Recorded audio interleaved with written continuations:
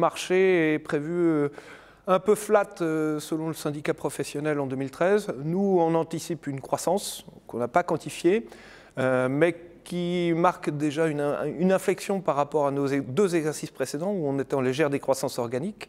Là, on va de l'avant, on va à une croissance. Et puis, l'année 2013, on envisage une nouvelle amélioration des marges. Croissance et marges, on devrait faire plaisir à nos actionnaires. Et puis, pour la première fois depuis 10 ans, SQLI va distribuer un dividende qui va être proposé à l'Assemblée en juin.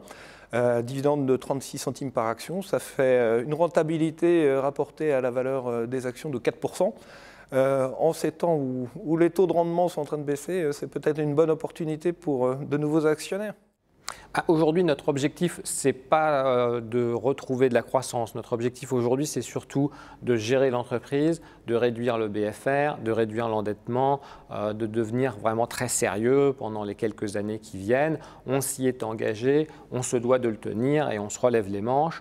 On a mis l'entreprise en adéquation avec son nouveau volume d'activité, qui en proforma, après ces cessions, va être de l'ordre de 63 millions d'euros de volume d'affaires. Et c'est dans ce périmètre-là qu'on se doit de rester sur ces prochaines années. C'est plus dynamique en général international, oui, c'est certain.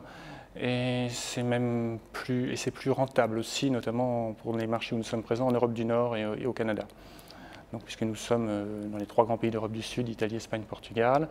Et dans les pays du Nord, nous sommes notamment en Allemagne, aux Pays-Bas, en Belgique, et pour l'essentiel. Et il y a une meilleure rentabilité dans ces pays-là. C'est bien ce qui me rend assez optimiste sur le moyen terme. Disons, évitons, 2013 risque d'être une année sans reprise ni dégradation, donc une année plate. C'est pas grave, on se donne les moyens de passer cette année 2013.